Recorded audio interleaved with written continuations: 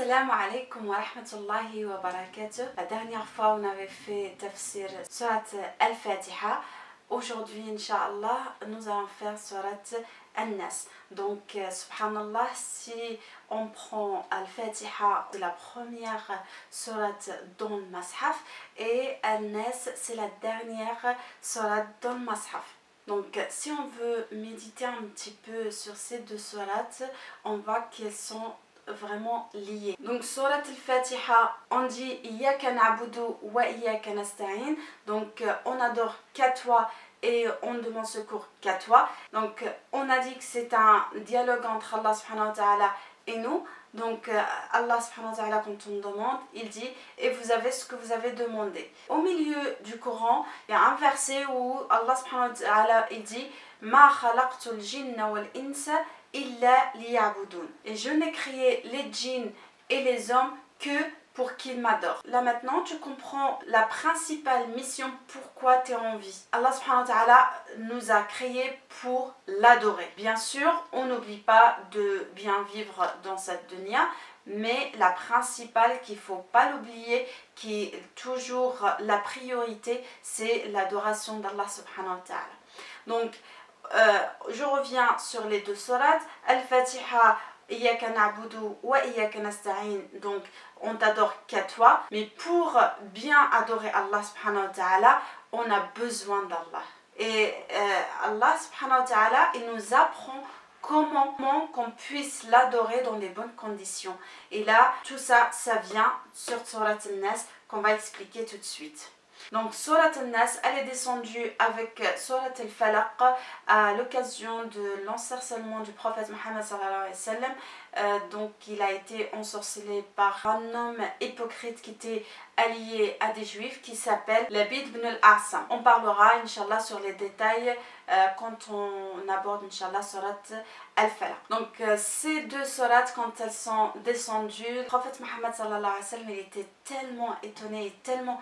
Je vous montre l'importance de ces deux sourates.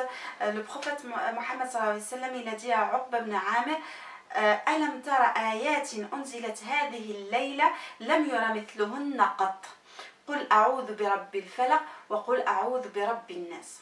N'as-tu pas su que cette nuit des versets jamais inégalés m'ont été révélés? Ça veut dire qu'il n'a jamais vu des sourates ou des versets pareils dans le même sujet de refuge et de demande de protection. Elles sont très très importantes, ces deux sourates, dans notre vie, et pour justement pour qu'on demande refuge auprès d'Allah subhanahu wa ta'ala. Donc on a bien compris, donc le principal sujet de les deux sourates, c'est demander refuge et protection auprès d'Allah subhanahu wa ta'ala.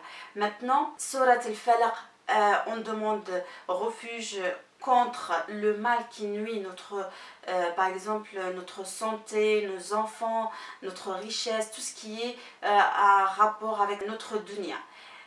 Et Surat al-Nas, c'est on demande refuge contre le mal qui nuit notre religion, notre relation avec notre Seigneur, notre adoration à Allah subhanahu wa ta'ala. C'est pour ça je vous dis, ils ont un rapport, Al-Fatiha et Nas, elles ont un rapport entre eux. C'est qu'ici on dit à Allah, on t'adore qu'à toi. Maintenant, pour adorer Allah seul, on a besoin de la protection d'Allah contre le mal qui va nous nuire notre adoration.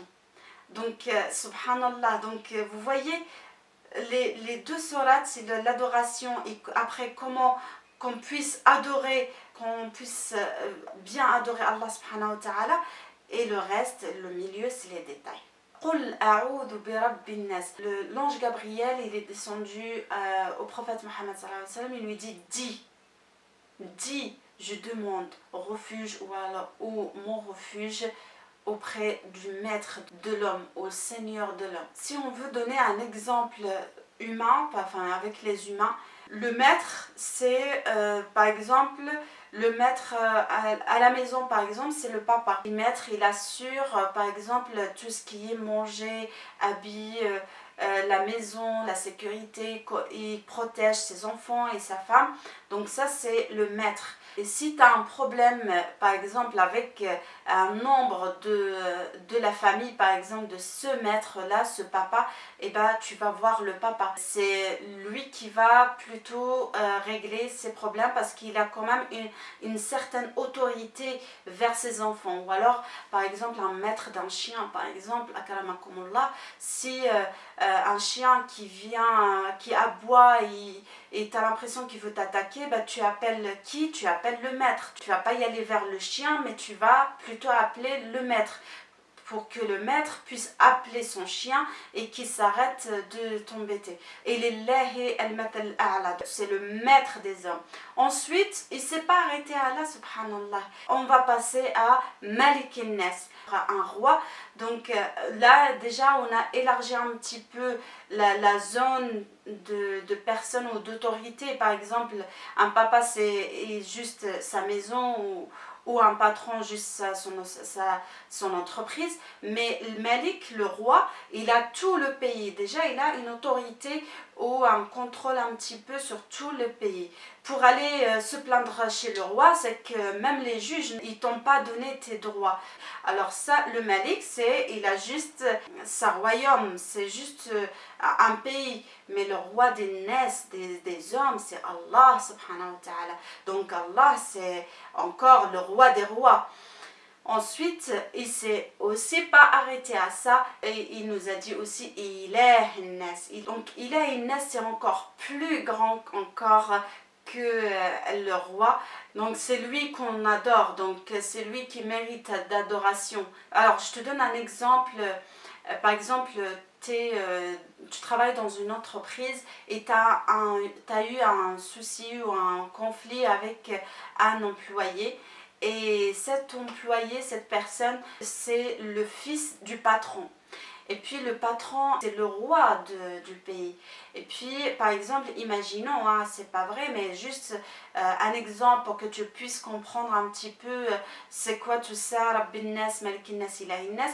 On va dire que l'ONU avec ses 193 pays, et ben on a dans l'organisation il y a une personne, un homme qui a vraiment le contrôle sur tout le monde entier et il a le contrôle, il peut faire ce qu'il veut, il peut ordonner qui veut, etc.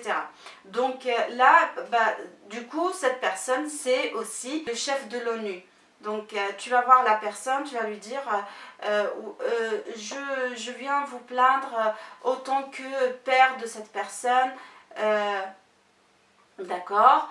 Après, oui, mais je vous demande d'agir autant que de patron. Le patron, il a un règlement de l'entreprise à respecter.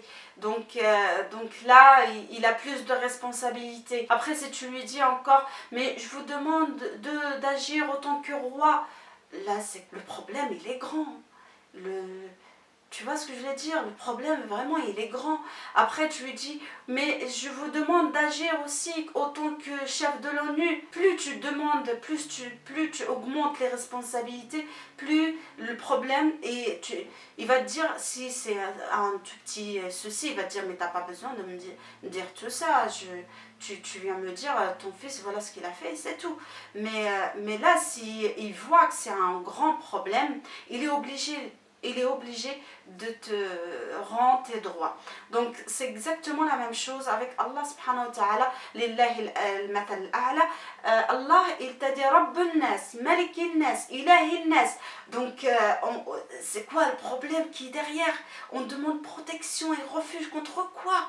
Et ben le waswas il-khannas. Ce waswas, subhanallah, il est super dangereux dans notre religion, dans notre vie, dans notre adoration, parce que Allah subhanahu wa ta'ala nous a créés purs. Purs. Notre cœur est pur. Quand on est né, il est pur. Après, il y a c'est le waswas qui remplit. C'est le waswas qui remplit. C'est pour ça, Allah, il est juste. Si Allah subhanahu wa ta'ala a fait le jugement, c'est qu'il est juste. Parce que le shaitan, il a aucun, mais vraiment aucun contrôle ou aucun pouvoir sur nous. Sur un verset dans le Coran, Allah subhanahu wa ta'ala dit au shaitan, tu n'as aucun pouvoir sur mes serviteurs. Donc Allah, il est juste. C'est vrai, il nous a éprouvés avec. Donc que tu le veux ou pas, t'as al-qarin, on appelle ça al-qarin.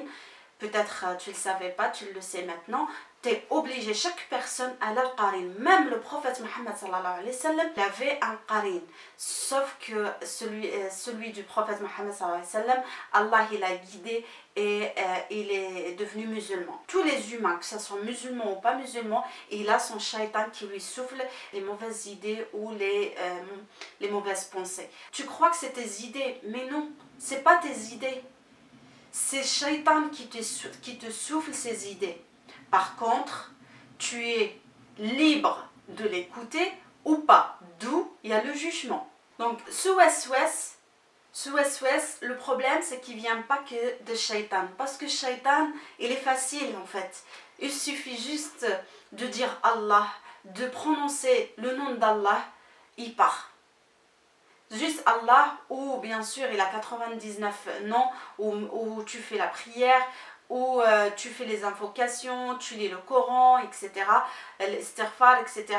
Donc, ou alors cette sourate aussi, il part. Donc celui-là il est facile, Khannas. Donc dès qu'on dit Bismillah par exemple, il se tait. Et après il revient parce que c'est sa mission en fait. Donc il ne te lâchera pas. C'est à toi de te protéger avec l'appel et le rappel d'Allah subhanahu wa ta'ala. Donc ça concernant Shaitan. Dans la sourate, il n'a pas terminé. Il a dit Min al-jinnati wan-nas.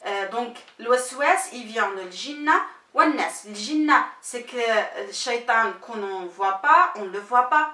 Donc ça, al-jinna. Et An-Nas, c'est les humains. Les humains, bah, c'est tes copains. Ils viennent te dire, tiens, la cigarette par exemple, ou la drogue par exemple. Ils te disent, tiens, goûte. Tu dis non, je goûte, mais tu as peur de ta maman, etc. Donc ils sont encore plus, parce que là tu réponds, ils sont devant toi. Ils te donnent l'idée, mais là tu réponds. Et du coup, eux aussi, tu leur donnes l'occasion d'essayer de te convaincre. Alors que shaitan, tu ne le réponds pas, tu ne le vois pas, tu ne le réponds pas. Donc tu dis bismillah et ça part. Mais l'être humain, et c'est plus dur. Et en fait, shaitan, dès que toi tu l'entends pas, eh ben, il va voir un humain qui lui souffle l'idée pour qu'il vienne te voir et il te propose à faire les péchés. Donc voilà, il se moque de toi, et après il t'intimide. Les manipulateurs et les influenceurs, ils sont vraiment doués pour ça. Donc c'est à toi de te protéger contre eux. Et des fois on est faible, c'est pour ça on demande refuge auprès d'Allah. C'est pour ça le prophète Mohammed sallallahu alayhi wa sallam nous a conseillé de la lire 3 fois le matin, 3 fois après l'Asr et 3 fois juste avant de dormir. Parce que des fois c'est puissant, c'est plus fort que nous. Et puis des fois ils ne te laissent même pas le temps de réfléchir. Par exemple, viens, on va boire un coup par exemple. Mais non, tu sais très bien que je ne bois pas. Mais si, viens juste une fois et après Allah Ghafurun Rahim. Après il va te sortir même des ayats, des hadiths. Ou alors il vient te dire par exemple, telle personne, elle a parlé sur ta mère par exemple. Et après il va te chauffer. Toi tu n'es pas un homme, etc. Et après il va te chauffer. Si tu as peur de lui, viens, je suis avec toi. Et après tu viens, bim. Après tu peux même tuer la personne. Et là voilà, t'as commis un péché. Donc les humains, ils sont plus forts pour t'influencer. Ou alors une fille, elle vient sur une autre, par exemple, elle lui dit, tu sais, telle personne, elle a dit sur toi, voilà ce qu'elle m'a dit, voilà ce qu'elle m'a dit. Elle te dit un peu de vérité et le reste, c'est des mensonges. Toi, tu vas la croire. Après, ou tu parles pas du tout avec la personne, surtout des fois entre familles ça se passe aussi, donc ça crée vraiment la fitna entre la famille. Après toi, ou tu vas parler aussi contre elle, après ou alors tu vas vraiment te fâcher contre la personne et tu vas lui dire ouais, voilà ce que tu m'as fait, voilà tu m'as fait du mal, etc. En fait, mais en vérité, c'était juste une petite chose, juste une petite parole. Peut-être elle a dit sans même faire attention, sans vouloir te blesser.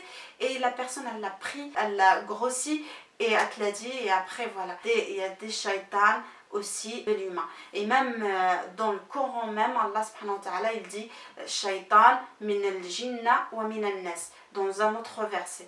Donc le jinna, c'est les êtres qu'on ne voit pas, ils existent mais on ne le voit pas. Et el nas, c'est les hommes.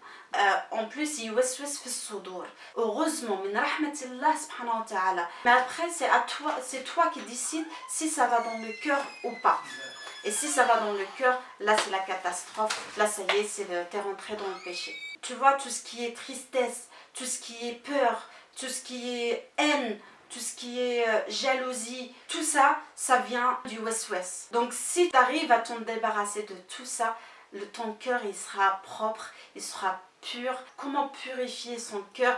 Avec les prières, avec la lecture du Coran. Si on a bien compris Surat al-Fatiha, puis on a bien compris Surat al-Nas, après ça y est, on a tout compris de ce qu'Allah subhanahu wa ta'ala veut de nous. Alors sur le waswas aussi, faites attention aussi sur tout ce qui est communication comme la publicité, les films. Il y a des messages qui sont contournés, par exemple les dessins animés pour vos enfants, faites attention.